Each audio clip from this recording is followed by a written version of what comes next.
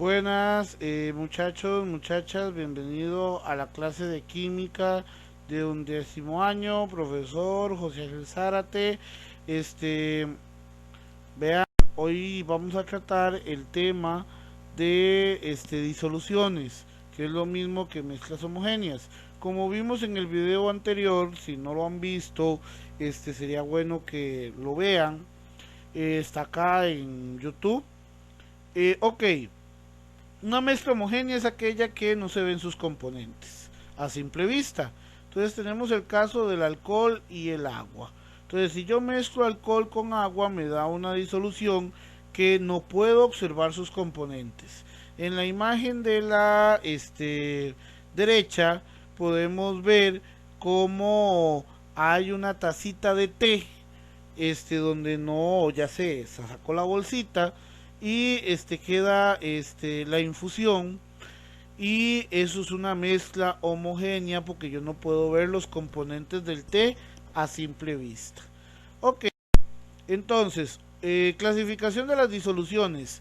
Que les quede muy claro, una mezcla homogénea es lo mismo que una disolución. Entonces, la clasificación dependiendo del estado de agregación. Si nos devolvemos en el tiempo, en años anteriores, en clases de ciencias, tuvieron que haber visto que los estados de agregación son sólido, líquido y gaseoso. Entonces aquí hay ejemplos de disoluciones sólidas. A veces cuando pensamos en disoluciones solo pensamos en líquidos o gases, que son los más fáciles de comprender. Acá podemos ver el bronce. El bronce es una aleación que se obtiene al combinar hierro y cobre. Entonces yo tengo el hierro, lo caliento a temperatura hasta que se funde, se vuelve líquido, y el cobre igual lo mezclo, y después de mezclarlo dejo que se enfríe y obtengo una disolución de tipo sólida. La amalgama dental, muy utilizado antes, que quedaba el diente forrado de color amarillo, era un diente de oro, era entre oro y mercurio, ¿ok? Y la bolsa de naftalina es una disolución donde hay un gas y donde hay un sólido. Ok, las disoluciones líquidas son las más comunes: agua con sal, vinagre con agua, bebidas carbonatadas. Absolutamente todas las bebidas carbonatadas entran como disoluciones. Entonces tengo una mezcla de gas en agua, bueno, o una mezcla de gas en otra sustancia. La Coca-Cola, la Fanta, la Pepsi, ok, toda bebida gaseosa es una disolución de tipo líquida. Y tenemos que gases. Automáticamente, si tengo dos gases, siempre voy a tener una disolución. Que quede muy claro, no existe la mezcla heterogénea en gases, solamente disoluciones. Entonces, si hablamos de dos gases o más, estamos hablando de disoluciones. Entonces, gas ligero, paladio entre hidrógeno, eh, aire y agua, vapor de agua. Y también, bueno, el aire por sí solo es una disolución donde tiene nitrógeno, oxígeno, amonio, humo, bueno, y demás componentes. Ok, acá pueden pausar el video y leer. Este es otro cuadro que hace referencia a disoluciones sólidas, líquidas y gaseosas. Ok, vean, acá quiero que les quede muy claro. Vamos a ver dos tipos diferentes de clasificación para las mismas sustancias. Yo puedo clasificar las disoluciones según el estado de agregación y según la concentración. Son cosas completamente diferentes para las mismas sustancias. Ok, nada más que por concentración ya dejo de lado lo de sólido, líquido y gaseoso. Ahora van completamente aparte. Entonces, acá en la imagen pueden ver un recipiente el cual tenía una bolsita de té, se calentó y se obtuvo una disolución. En medio pueden ver otro recipiente donde se tenía dos bolsitas de té y se obtuvo una disolución. Y en la tercera, a la derecha, una donde se disolvieron 4 o 5 bolsitas de té y se obtuvo, ok. A simple vista podemos ver una diferencia de tonalidad.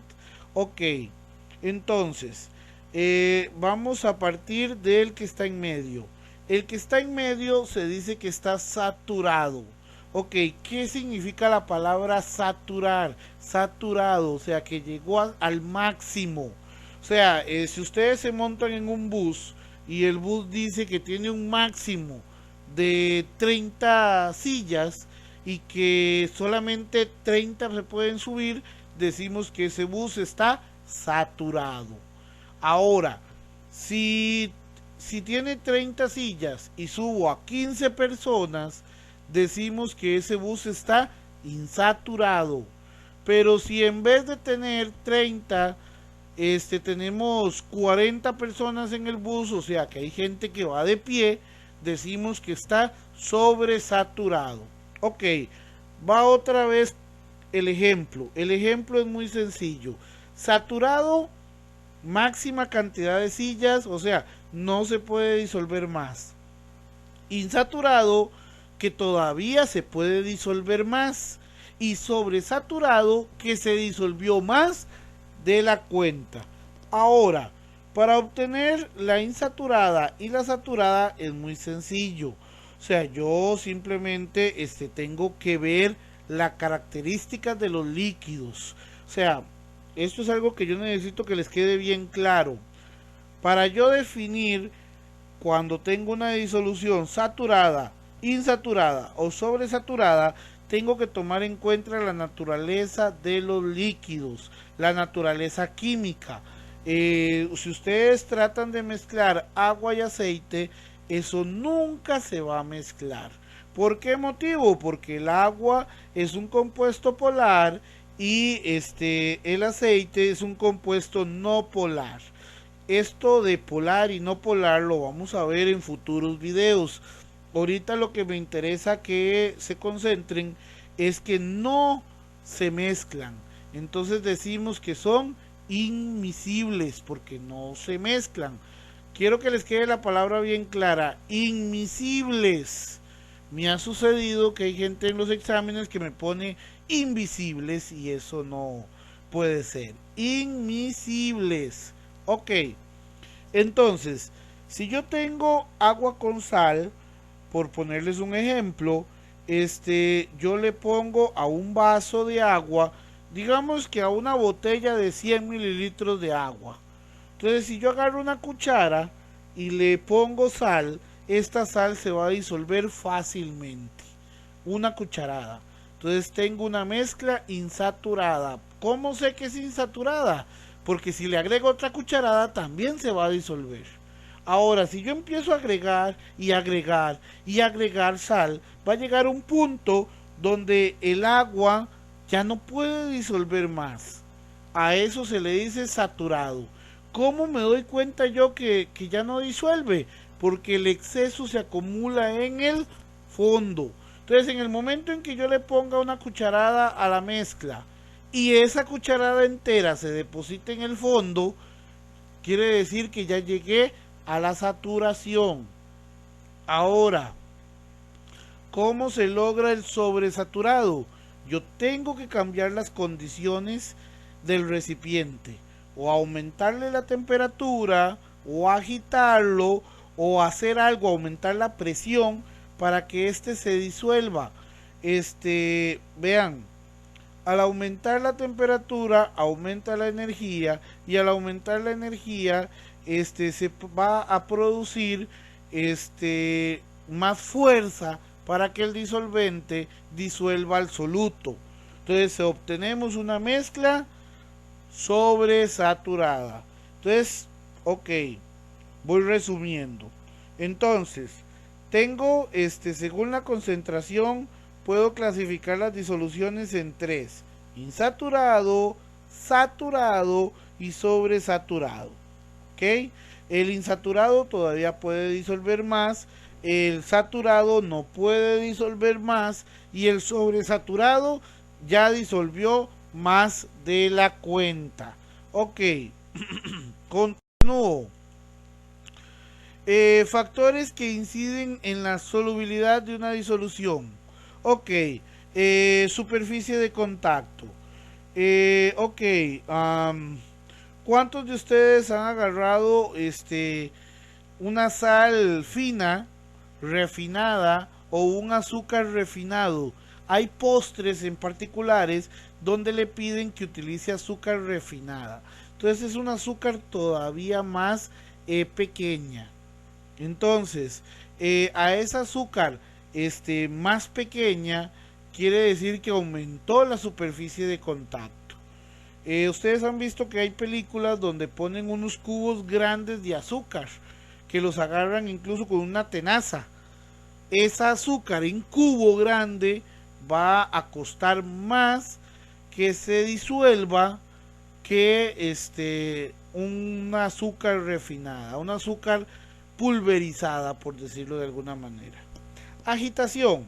Al agitar la solución se logra la separación de la capa y nuevas moléculas de disolvente alcanzan la superficie del líquido. Vean, ustedes agarran una cuchara y le agregan energía mecánica a la disolución. Eso provoca que el disolvente tenga más energía y pueda disolver al soluto. Ya les había explicado, la temperatura, el aumento de la temperatura involucra más energía en el sistema y el aumento de energía provoca que el disolvente pueda disolver más al soluto. La presión.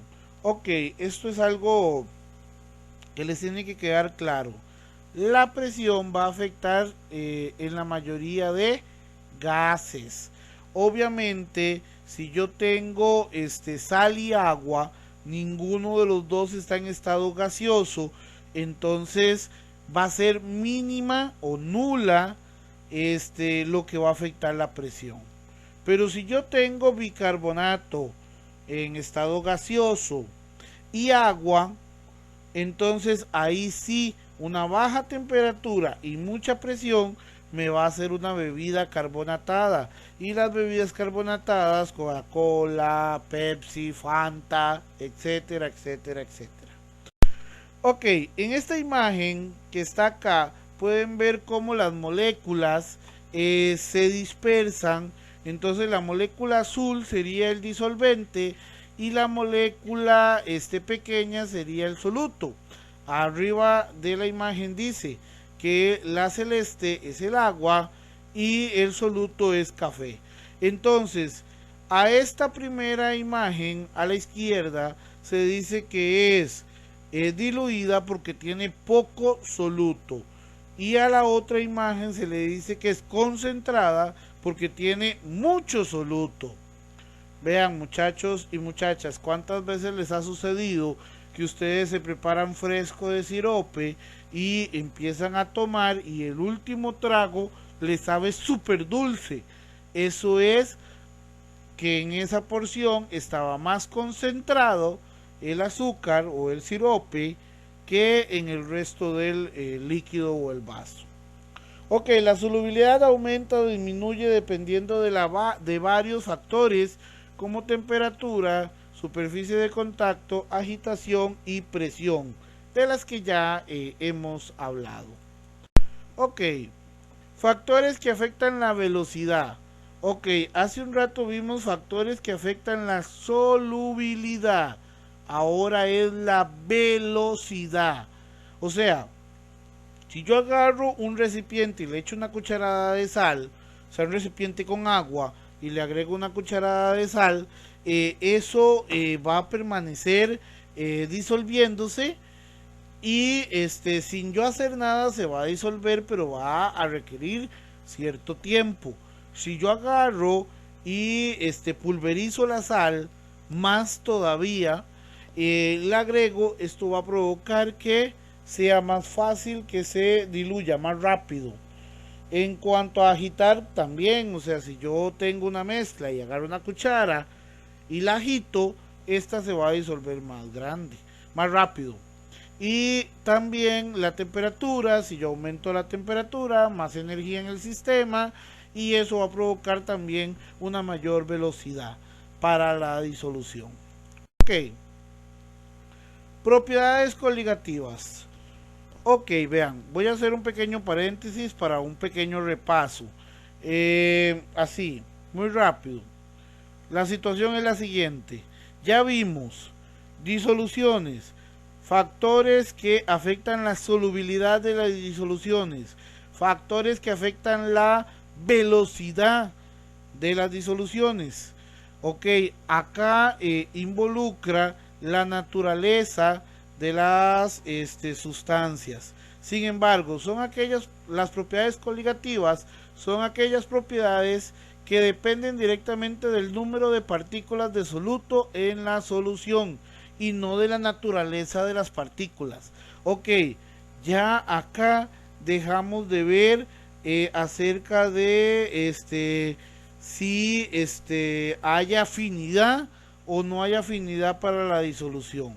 Ya acá involucra otras cosas. Entonces, disminución de presión. La presión de vapor de un disolvente desciende cuando se añade un soluto no volátil. Este efecto es el resultado de dos factores. Factor 1. La disminución del número de moléculas de disolvente en la superficie libre. Factor 2. La aparición de las fuerzas atractivas entre la molécula de soluto y las moléculas de disolvente, dificultando su paso a vapor. Ok, si yo acabo de leerles esto y ustedes no entendieron nada, tranquilos, vamos a explicar despacio. Acá en esta imagen pueden ustedes observar unas esferas rojas con el fondo blanco y unas esferas negras con el fondo celeste.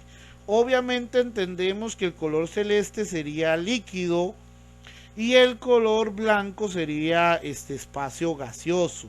Entonces, si ustedes ven, hay unas esferas rojas con una flecha hacia arriba y hay unas esferas rojas con flechas hacia abajo y una línea recta que separa el gas del líquido. Cuando hablamos de presión de vapor, esta presión se produce en esa línea tan pequeña. En esa línea donde está el gas y el líquido es donde se produce la presión y se produce por la interacción de que las moléculas en estado gaseoso chocan con las moléculas en estado líquido y ese choque es lo que me va a generar lo que se conoce como presión de vapor. Entonces, no es lo mismo tener agua pura que agua con sal. El agua con sal va a evitar que esa presión sea mayor. El agua con sal va a generar que el líquido no pueda pasar a estado gaseoso y eso disminuye la presión de vapor. Ok, espero que me hayan entendido bien esto. Si no, les recomiendo devolver el video y volver a escuchar la explicación. Acá en esta imagen podemos ver ya con movimiento cómo es esta interacción que les digo. Es normal, donde dice disolvente puro, tenemos una molécula de agua que está con las esferas blancas, que serían los oxígenos. Todo mundo sabe que el agua, químicamente hablando, se escribe con la fórmula H2O. Entonces, las dos esferas blancas serían los hidrógenos y la esfera roja serían los oxígenos. Entonces, pueden ver cómo se produce un intercambio entre el líquido y el gaseoso. Ok, esto en la imagen del disolvente puro. En la imagen de la disolución vemos una esfera verde que está junto y una esfera azul junto con las esferas rojo y blanco. Eso genera, si ustedes son observadores, van a ver cómo hay menos moléculas de agua en estado gaseoso. Eso es porque bajó o disminuyó la presión de vapor. Ok, continuemos. Vamos con la otra propiedad coligativa, que es elevación del punto de ebullición. Ok, ¿qué es ebullir? Porque las personas normalmente confunden ebullir con evaporar. Entonces, cuando se evapora una sustancia, pasa de estado líquido a gaseoso sin pasar por el punto de ebullición. El punto de ebullición es una temperatura específica. En el caso del agua, el punto de ebullición es 100 grados Celsius. Ok, la temperatura de ebullición se produce cuando hay burbujas. Entonces, si yo le agrego, si tengo agua pura, todo el mundo sabe que el agua pura hierve a 100 grados Celsius. Si yo le agrego sal, entonces esa sal me va a provocar que el agua hierva a 103 o 104. O sea, se eleva, aumenta el punto de ebullición. Acá pues en esta imagen pueden ver bueno, esta imagen es más con la presión que con el punto de ebullición. Ok, lo vamos a ver más adelante. Acá, disminución del punto de congelación. La temperatura, el agua se congela a 0 grados Celsius. En la imagen que estamos viendo, en países donde hay nieve, donde la carretera se cubre con una capa de hielo, agregan sal. ¿Para qué? Para que la sal se disuelva con el hielo y forme agua líquida. ¿Cómo es eso? El agua normalmente se congela a 0 grados, pero el agua con sal se va a congelar a una temperatura mayor, o sea, menor. Menos 3, menos 4. Eso es disminuir el punto de congelación. Ok. Otra vez, va, para que les quede bien claro. Disminuye, baja el punto de congelación. O sea, yo hace un rato mencioné la palabra aumenta, porque si estamos hablando de congelar, aumenta menos 3, menos 4, menos 5, que es lo mismo que disminuir el punto de congelación. O sea, aumenta la cantidad de temperatura a la que puede estar en estado líquido. Ok, espero haberme dado a entender. Entonces disminuye el punto en el que pasa a estado sólido, o sea, permanece más tiempo en estado líquido. Entonces, obviamente, la capa de hielo que tiene la carretera se vuelve líquida y el agua líquida o el agua con sal líquida va a escurrir y la carretera va a quedar sin hielo. Esa es la idea de agregar sal a las carreteras. Acá podemos ver en esta imagen que queda más claro el agua congelada en cubitos a 0 grados, pero si yo le agrego sal, el agua se congela a menos 5 grados. O sea, disminuye el punto de congelación, que es lo mismo que decir que aumenta la cantidad de tiempo que está en estado líquido. Espero que no haya confusión en estos términos. Disminuye el punto de congelación, quiere decir que aumenta la capacidad de estar en estado líquido. Espero que lo haya podido explicar bien y que ustedes me puedan comprender. ¿Ok? No me estoy contradiciendo. Esto es algo que yo necesito que les quede bien claro. ¿Ok? Disminuye el punto para volverse sólido, aumenta la capacidad para estar en estado líquido. Presión osmótica. Ok, Lo primero que tenemos que ver es qué es ósmosis. Ósmosis es el fenómeno que se produce cuando una membrana semipermeable es atravesada por el agua. Nuestra piel es semipermeable. Entonces, cuando usted dura mucho tiempo en una piscina, se le arrugan los dedos. Se dice que se le ponen como de viejito. Eso es por ósmosis. Su cuerpo pierde agua, se deshidrata. Entonces, por ósmosis, va a haber una difusión, va a haber un movimiento de agua de donde hay menor concentración a donde hay mayor concentración de sal. ¿Por qué? Porque de esta manera diluye la sustancia donde hay más sal y eso va a generar que se compensen las concentraciones.